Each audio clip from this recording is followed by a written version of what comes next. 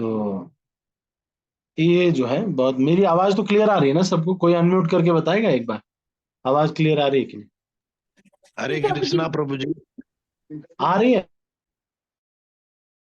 हरे आवाज अच्छे से आ रही कृष्णा है? प्रभु जी, आ रही है आपकी आवाज, ठीक अच्छे से आ रही ठीक है है, प्रभु और जी कैसे आवाज। चल रही है?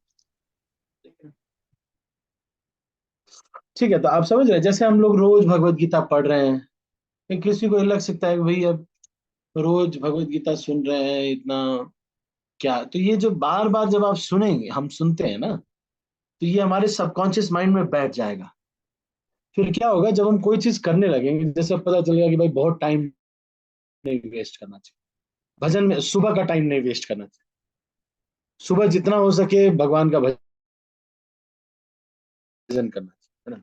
तो आपको पता चल गया, तो आप इसको मतलब जितना हो सके हमको कोशिश करना चाहिए कि I have to follow this, I have to follow this.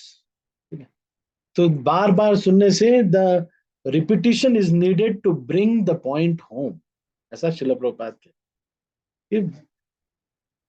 इसको पॉइंट को आपके हृदय में बैठाने के लिए repetition is very much.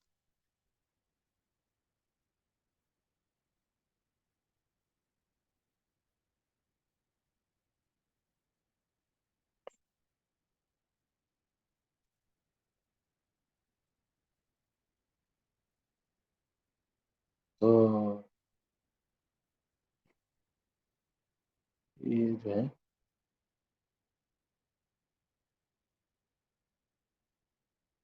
Repetition is very much necessary to bring the point home. ठीक है ना?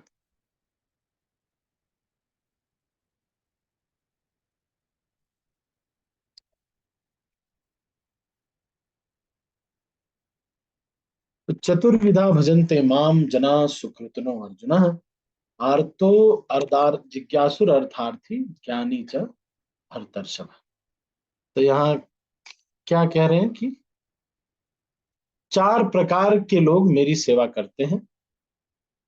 एक तो आर्त व्यक्ति, जो कोई दुखी व्यक्ति है किसी दुख के कारण, तो कहते हैं भाई भगवान बचा लेंगे थोड़ा, चलो कर लो इसको। अर्थार्थी, अर्थार्थी व्यक्ति कौन है? जो कुछ कोई वस्तु चाहिए। आर्त मतलब पीड़ित विपदाग्रस्त। जिज्ञासु मतलब ज्ञान के जिज्ञासु। अब लेकिन ये लोग सुकृतिन है, मतलब सुकृतिन मतलब पुण्यात्मा लोग ही इस तरह का विचार रखते हैं, वो भगवान के पास आते हैं। इन सब स्थितियों में लोग दूसरे लोगों के पास भी जाते हैं, जैसे सुकृतनो अर्जुना कह रहे हैं ना, ये सुकृत लोग हैं, सुकृति लोग हैं। कोई कोई देखा होगा आपने, कुछ लोग होते हैं चिड़ियों को खाना खिला रहे हैं, पानी पिला रहे हैं, सुकृति उनके अंदर होती बहुत है। तो जना सुकृतिनो अर्जुन, आर्तो अर्थार्थी जिज्ञासु ज्ञानी च भरतर्षभ।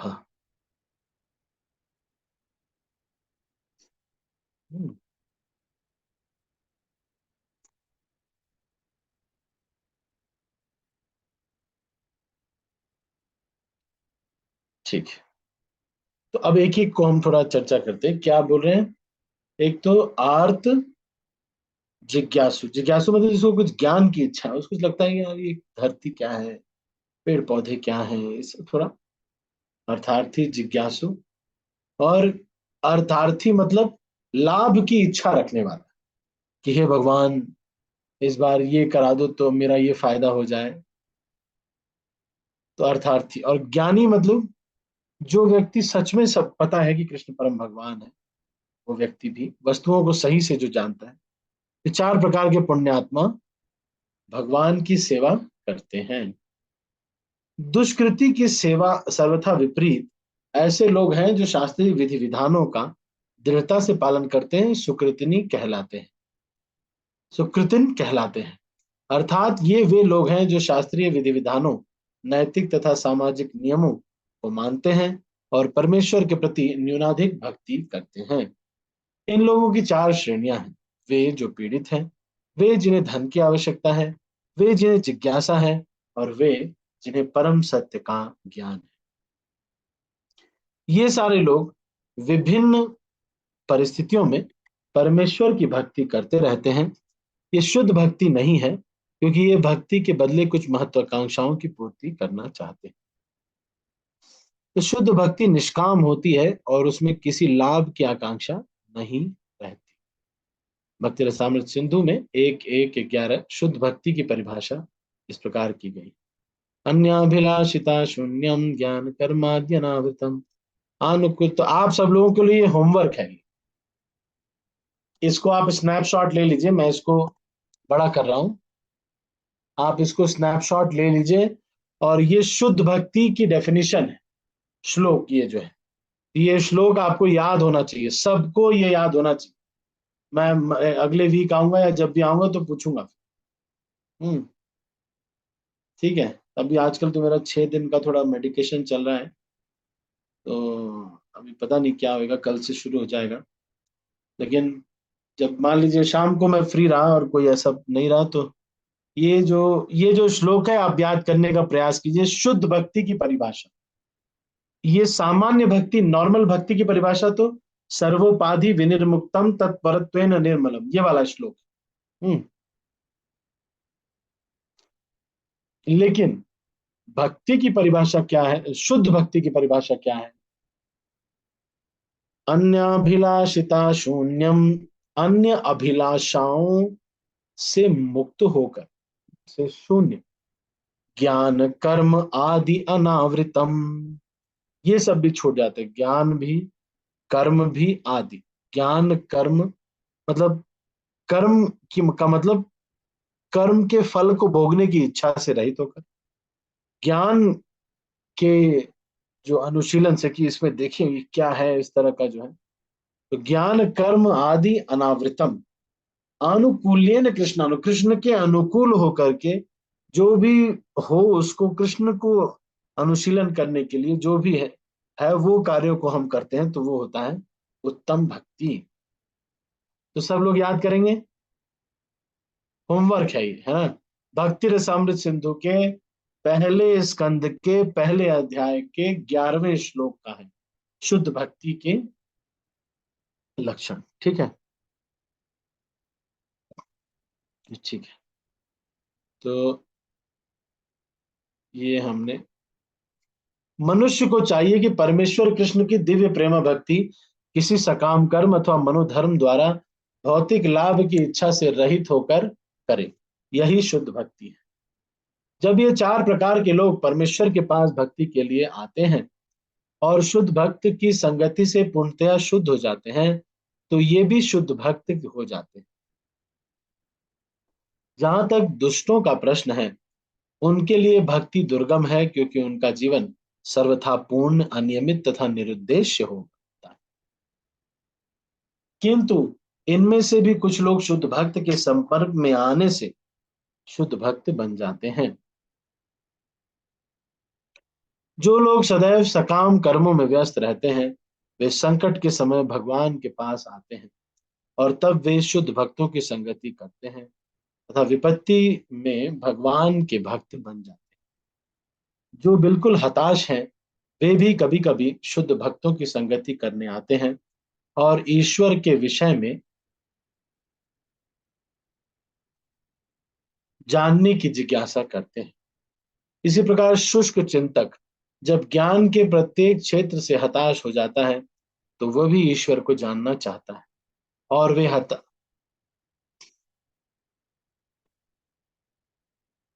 और वे भगवान की भक्ति करने आते हैं। इस प्रकार ये निराकार ब्रह्म तथा अंतर्यामी परमात्मा के ज्ञान को पार कर जाते हैं और भगवत कृपा से या उनके शुद्ध भक्त की कृपा से उन्हें साकार भगवान का बोध होता है।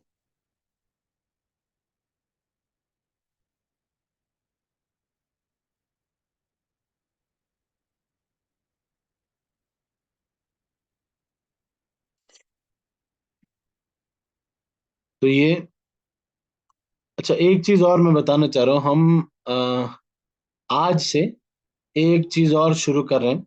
हम 10 मिनट वैष्णव एटिकेट डिस्कस करेंगे। हर 10 मिनट वैष्णव जो लोग होते हैं वो किस तरह से रहते हैं, या क्या क्या चीजों का क्या कारण होता है, इन सब के बारे में थोड़ा 10 मिनट हम चर्चा करेंगे। तो अभी 54 हो रहा है, ये हम 9 बजे से लेकर के 9:10 तक इसको डिस्कस करेंगे। ठीक है, 10 मिनट रोज। हम्म उनको बुलाओ। तो यहाँ भी सेंटर के लोगों के लिए भी है ये क्लास, बाकी सबके लिए भी है। कल से ये थोड़ा पॉपुलराइज भी कर देंगे। 10 मिनट की क्लास होगी, 9 से 9:10 तक। तो 9:40 to 20 मिनट्स हम भगवत गीता के श्लोक डिस्कस करेंगे, और उसके बाद 10 मिनट की वैष्णव एटिकेट की क्लास हम करेंगे, है ना। इसमें हम वैष्णव मूड, मिशन और लाइफस्टाइल, इस पे हम चर्चा करेंगे। VMML, है ना। VMML के आपने वो शक्तिमान सीरियल देखा होगा, उसमें ऐसे लिखते हैं ना, 10 मिनट की ये क्लास होगी। हम्म ठीक है, तो इसमें हम चर्चा क्या करेंगे। अभी तो 5 मिनट हम भगवत गीता डिस्कस और करेंगे, उसके बाद फिर बाकी सबको भी बुला लो। डिफाइन, चलो।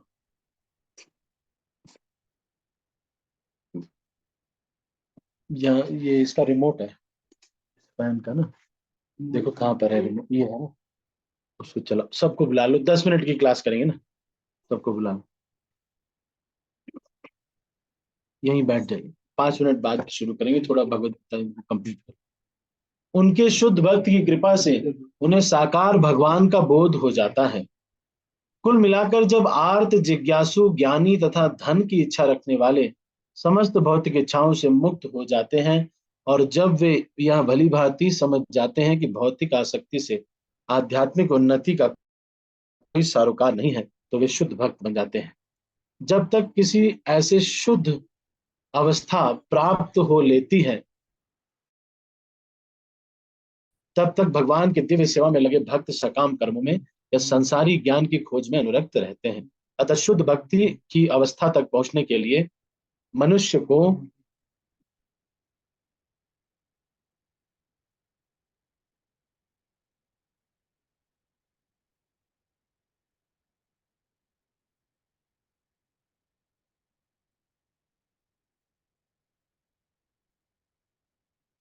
मनुष्य को इन सबों को लांघना होता है। ठीक है, तो ये आर्त अर्थार्थी अब जब लोग जो प्रचारक हैं, उनको क्या होना चाहिए, उनको समझना चाहिए कि जब वो अपना पोस्टर बनाए या कुछ भी प्रोग्राम का कुछ बनाए, तो उसमें ये 4 तरह के लोगों को एड्रेस करना चाहिए। जब हम प्रचार कर रहे हैं, तो कुछ लोग होते हैं बहुत दुखी होते हैं, तो उसमें कुछ टॉपिक ऐसा होना चाहिए, भाई दुखों से कैसे छुटकारा पाए, समझ रहे? तो लोग इस तरह से आकर्षित होते हैं। तो मैं ये वैष्णव एटिकेट मैनुअल से अभी थोड़ी देर डिस्कस करूंगा। इसका मैं ये स्क्रीन शेयरिंग आपका स्टॉप कर रहा हूँ। इसको ध्यान से आप सुनिए। बहुत ही जरूरी है ये। और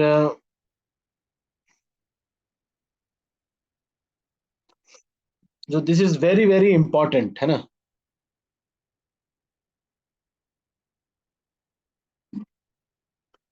वैष्णव एटिकेट, वैष्णव मूड, मिशन और लाइफस्टाइल। तो ये जो हम चर्चा करने जा रहे हैं, ये क्या है कि जो अब जैसे हम भक्ति में आ गए, तो वैष्णव लोगों का क्या मूड होता है, मिशन क्या है, ये इतना आंदोलन, इतना प्रचार क्यों कर रहे हैं, जूम पे भी लेक्चर हो रहा है, आखिर ये सब कर क्यों रहे हैं, सबको जा रहे हैं, बांट रहे हैं, संकीर्तन कर रहे हैं, ये सब हो क्यों रहा है। वैष्णव मूड, मिशन और लाइफस्टाइल। आप चाहें तो इसका नोट्स कॉपी भी बना सकते हैं आप। VMML, वैष्णव मूड, मिशन और लाइफस्टाइल। ठीक है,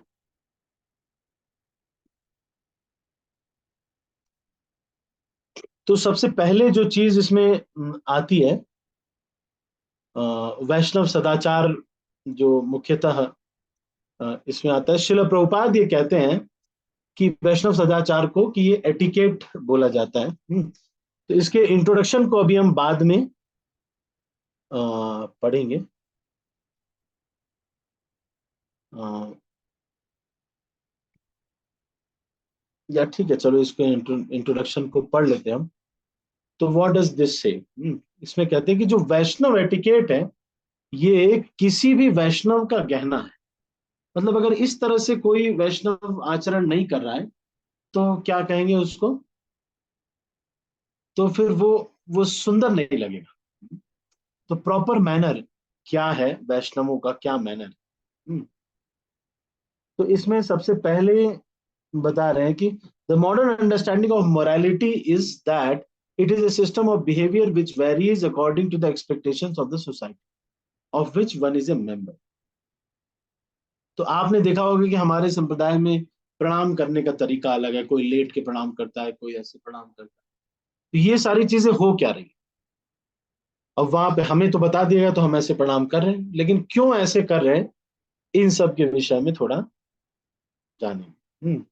तो सनातन गोस्वामी को अंत्य लीला में चैतन्य महाप्रभु ये कहते हैं, यद्यपि ओ तुमी हो जगत पावन, तुम्हार स्पर्शे पवित्र है देव मुनि गण, तथापि भक्त स्वभाव मर्यादा रक्षण, मर्यादा पालन है या साधुर भूषण। तो कह रहे हैं कि ये क्या है, साधु का भूषण है, ये जो वैष्णव एटिकेट है। अब जैसे मान लीजिए कि दो भक्त आपस में मिलते हैं तो क्या करना चाहिए, दो भक्त आपस में मिलते, यहाँ पे एक और प्यार यहाँ पे कह रहे हैं, मर्यादा लंघन लोक करे उपहास, यह लोक परलोक दुई है नाश। तो ये लोक और दोनों ही मर्यादा जब हम लंघन करते हैं तो दोनों ही लोग नाश होते हैं, ठीक है। तो इसको हम हम्म,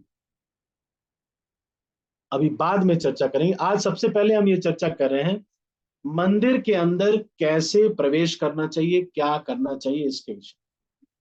तो प्रणाम इत्यादि कैसे करते हैं ये सब के विषय में चर्चा। तो सब लोग को इसको तरीका क्या होना चाहिए ये सब के बारे में हमको सबसे पहला चीज। अच्छा, मेरी आवाज थोड़ी लो है। नहीं ठीक है प्रभु हरे जी। कृष्णा। अच्छा हरे कृष्णा ठीक। प्रभु जी। ऑफरिंग ओबेसेंसेस, प्रणाम कैसे करते हैं? तो जो दो वैष्णव मिलते हैं तो पांचांग प्रणाम करना चाहिए। पांचांग प्रणाम कैसे होता है, देखो आपको याद है ना, देख रहे हैं आप इसमें, यार दिख रहा है पांचांग प्रणाम। जी प्रभु जी। 5 अंगों का इसमें, तो इसमें क्या करते हैं, मुंह से आप प्रणाम मंत्र बोलेंगे कौन सा, वैष्णवों को जब प्रणाम करते हैं, वांछा कल्प तरुभ्यश्च कृपा सिंधुभ्यैव च पतिता नाम पावनेभ्यो वैष्णवेभ्यो नमो नमः। और उसके बाद फिर ये पांचांग प्रणाम हमको करना चाहिए। जब हम मंदिर में घुसने लगते हैं कोई भी मंदिर में तो उसकी जो ड्योढ़ी है उस पर नॉक करना चाहिए, है ना नहीं। बहुत सारे लोगों के लिए रिपीट हो रहा होगा क्योंकि वो पहले से जानते हैं, लेकिन फिर भी अगर हम इसको अच्छे से हम जानते रहेंगे बहुत सारी चीजें नई भी होंगी आपके। तो पांचांग प्रणाम जो होता है उसमें 5 अंग स्पर्श करते हैं जमीन को। कौन कौन से अंग, घुटने या पैर, हाथ, और शब्द, और इंटेलेक्ट। इंटेलेक्ट मतलब वो सर ऐसे, और इंटेलेक्ट मतलब आपका जो मंत्र है वो जो आप बोल रहे हैं, है ना। एक मंत्र बोलते हैं और एक इंटेलेक्ट का मतलब मन में जो ध्यान कर रहे हैं वो। तो words, intellect, knees arms and head, घुटने, हाथ, सर, और क्या, इंटेलेक्ट और वर्ड्स, मतलब शब्द। और तो आप जो शब्द बोल रहे हैं वो बोल रहे हैं और उसमें मन भी लग रहा है कि ये जो वैष्णव लोग हैं ये क्या है,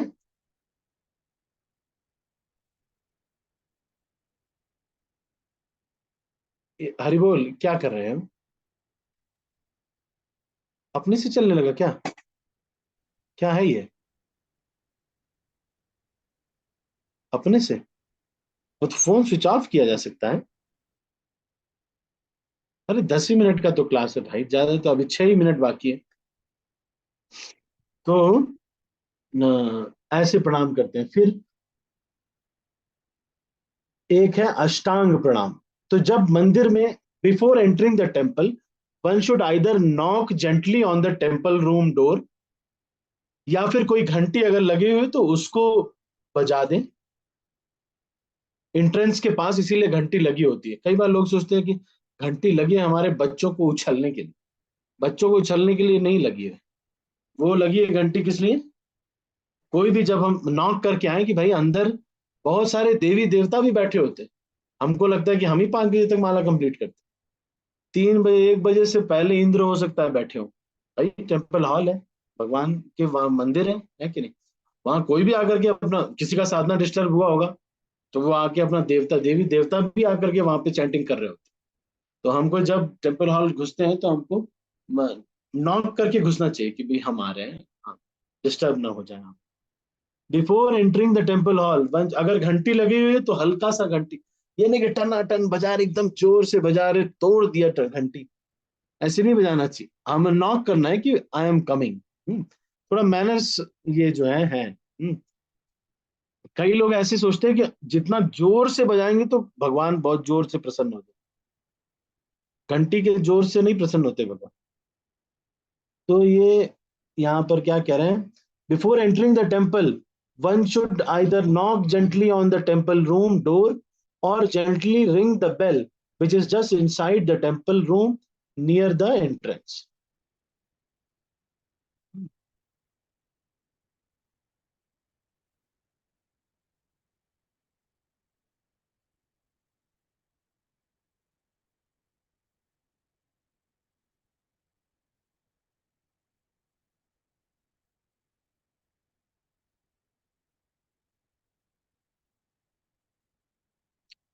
ठीक है।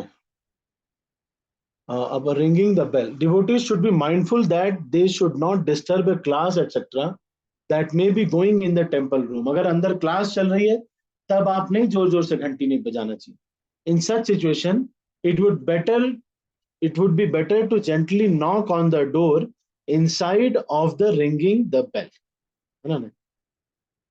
Instead of ringing the bell, तो तब घंटी मत बजाए। अगर क्लास चल रही है तो क्या करिए, बाहर में दरवाजे पे हल्का सा नॉक करके अपना etiquette follow. Upon entering the temple, one should first offer obeisances to शिला प्रभुपाद। तो पहले आप जैसे ही मंदिर में घुस रहे हैं, सबसे पहले वैष्णव लोग जो हैं वहां पे उनको प्रणाम करना है।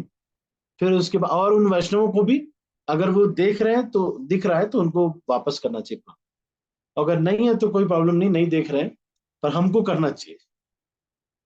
Keeping him on the left, we should offer incense to शिला प्रभुपाद।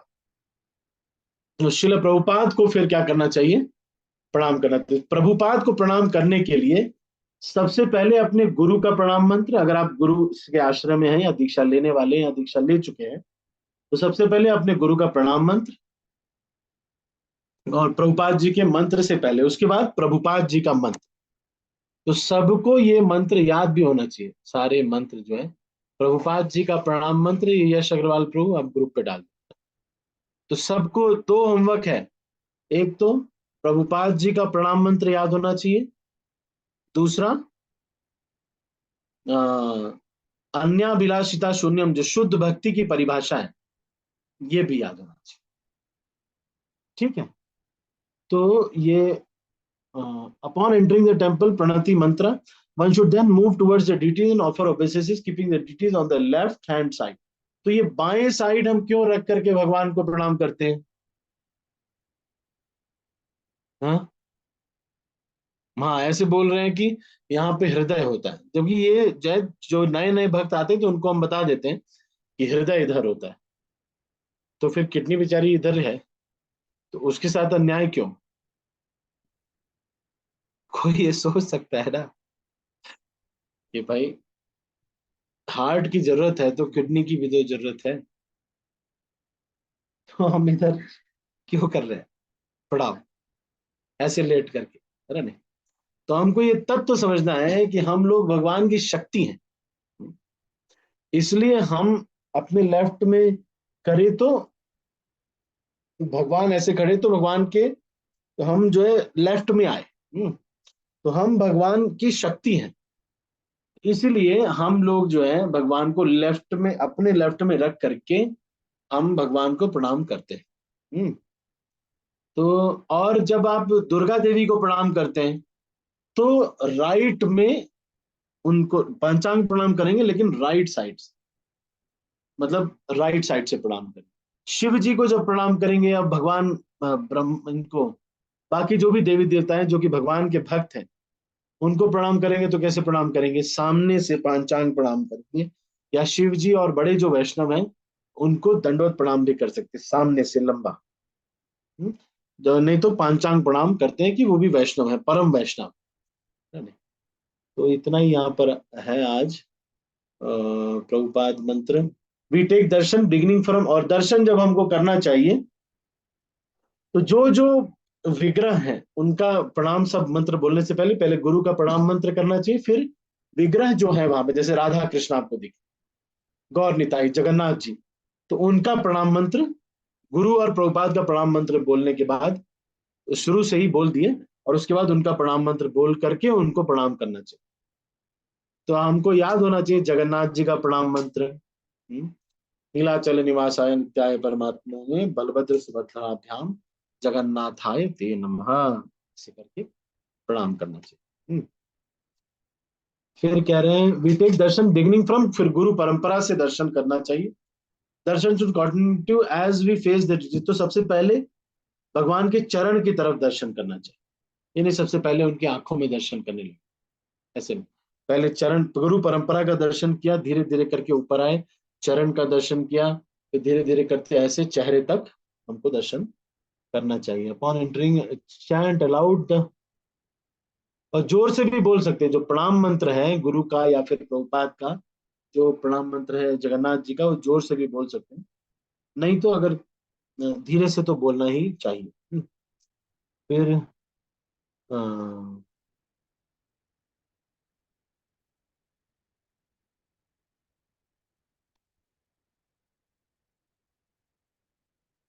और जो प्रभु जी लोग हैं वो लोग अष्टांग प्रणाम करते हैं भगवान को, लेकिन माता जी लोगों को पांचांग प्रणाम ही बताया गया है।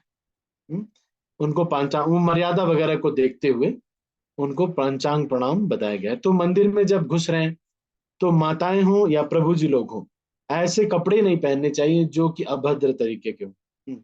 बहुत खुले कपड़े पहनेंगे, कोई प्रभु जी भी आजकल आजकल फटे वटे कपड़े आ गए, इतना फटा है कि पता ही नहीं चल पा रहा है कि इसमें से पैर डालना है कि उसमें से पैर डालना है।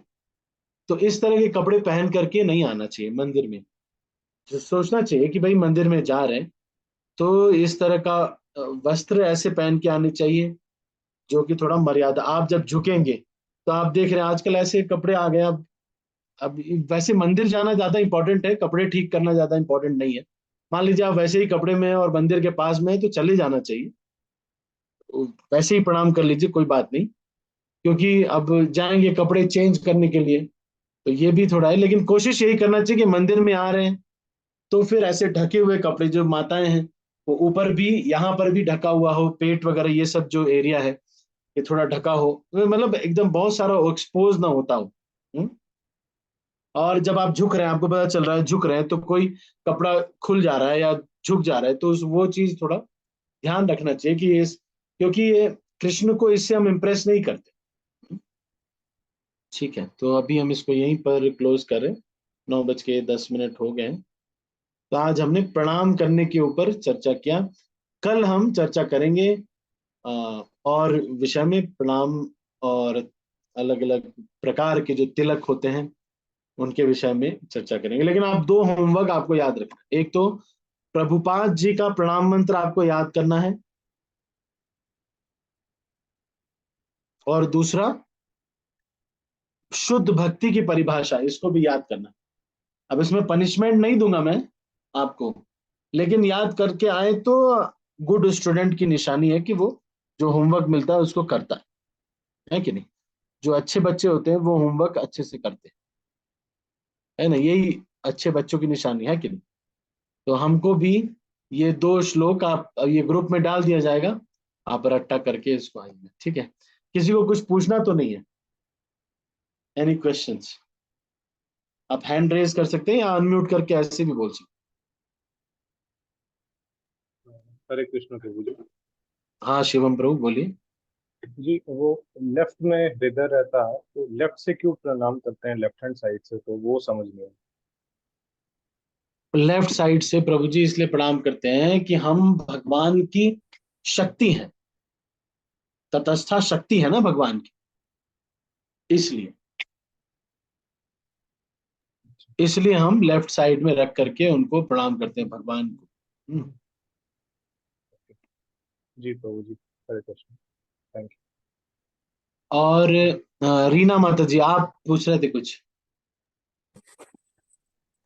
लेफ्ट हैंड साइड में करते, जैसे भगवान सामने हो तो हम उनके लेफ्ट में रहेगा। सिर्फ प्रणाम करने के लिए, देखने के लिए लेफ्ट से नहीं देखना है। हाँ, प्रणाम के लिए। हाँ, प्रणाम करते समय आप बाएं साइड से, लेकिन अब देखिए इसमें ये आपने पूछ लिया, बहुत अच्छी बात है। जैसे श्री संप्रदाय के कुछ मंदिर साउथ इंडिया में आप जाएंगे तो वहां पे ये नियम है कि आप वहां पर इस तरह से लेट नहीं सकते, या आप पुष्टि मार्ग के मंदिर जाएंगे तो वहां पे कुछ नियम होते हैं। वहां पे वो ये सोचते हैं कि बच्चा छो रहा है या छोटा बच्चा है हमारा जो पाल, तो उसमें फिर कुछ ऐसी चीजें आप नहीं कर सकते। तो वहां की मर्यादा को देखते हुए आप बाहर गरुड़ स्तंभ के पास ही आप प्रणाम कर लीजिए, ताकि आपको जो है कोई दिक्कत ना हो, है ना? नहीं तो वहां की मर्यादा, हाँ हाँ, पुष्टि मार्ग में ताली नहीं बजाने देते, वो कहते हैं छोटा बच्चा है डर जाएगा। और साउथ इंडिया में मैंने देखा है कि वो जो गोपुरम बना होता है वहां पे आप प्रणाम नहीं कर सकते, पर गरुड़ स्तंभ के पास आप प्रणाम कर सकते। कुछ जगहों पे जानते हैं वो इस्कॉन के, तो वो लोग अलाउ करते, पर क्योंकि वहां पर क्या रहता है कि सारे जगहों पर वैष्णव रहते हैं, उनका ये मानना है कि भगवान का ऐश्वर्य भाव में सेवा हो रही है, तो इधर इधर सब जगह वैष्णव है, जो पंखा कर रहे हैं, चामर कर रहे हैं, सब लोग कर रहे हैं, तो आप उनकी तरफ पैर नहीं कर सकते। इसलिए वो बोल रहे हैं कि भाई आप बाहर ही करिए, क्योंकि यहाँ भीड़ बहुत ज्यादा है, चाहे भीड़ में कोई ना हो तब भी। तो साउथ इंडिया के मंदिर में अपना मर्यादा अलग होती है। ठीक है, तो अभी हम कल फिर आगे और चर्चा करेंगे विग्रह के ऊपर ध्यान कैसे करते हैं, और बैठते कैसे हैं मंदिर में, उसके अलग अलग तरीके क्या होते हैं, क्या क्या चीजों का ध्यान रखना चाहिए बैठने में, वो हम चर्चा करेंगे। ठीक है, हरे कृष्ण। और किसी को कुछ पूछना है? हरे कृष्णा प्रभु जी। हाँ हर्ष लोग बोलिए। प्रभु जी मैंने कहीं सुना है कि श्री कृष्णा जी के सामने गरुड़ जी होते हैं, इसलिए भी हम ऐसे दंडवत प्रणाम नहीं करते हैं। नहीं नहीं, ये रीजन तो नहीं है, ये मैंने तत्व वाला रीजन है। मैंने जीव स्कूल है में ना, कहीं से। नहीं नहीं, हम जीव है, तत्व वाला रीजन है, यही है। गरुड़ जी कई कई जगहों पर होते हैं, कई कई जगहों पर नहीं होते। कई कई जगहों पर भगवान के जो द्वार पे हनुमान जी और गरुड़ जी को डालते हैं, कई जगहों पे नहीं बनाते हैं, भक्तों की अपनी आस्था के अनुसार ऐसा होता है। ठीक है ना? हर्ष प्रभु। जी प्रभु जी। ठीक, और कोई प्रश्न है किसी का? ठीक है, तो अभी हम इसको यहीं पर क्लोज करें। कल सब लोग 2 श्लोक याद करके, कल तो नहीं, तो बैठो बैठो। तो कल तो पता नहीं, पर यह है कि आप कल याद कर लीजिए, हो सकता है मैं कल ही लेक्चर ले लूं, तो इसलिए कल आप जो है इसको याद करिए, है ना? ठीक है, हरे कृष्णा। श्रील प्रभुपाद की जय, गौर भक्त वृंद की जय, जय गौर प्रेमानंदे, हरि हरि बोल। मैं सब भक्तों को अनम्यूट कर रहा हूँ और फिर इस मीटिंग को क्लोज कर रहा हूँ। हरे कृष्ण। हरे कृष्ण प्रभु जी। हरे कृष्णा प्रभु जी, प्रणाम। हरे कृष्ण प्रभु जी।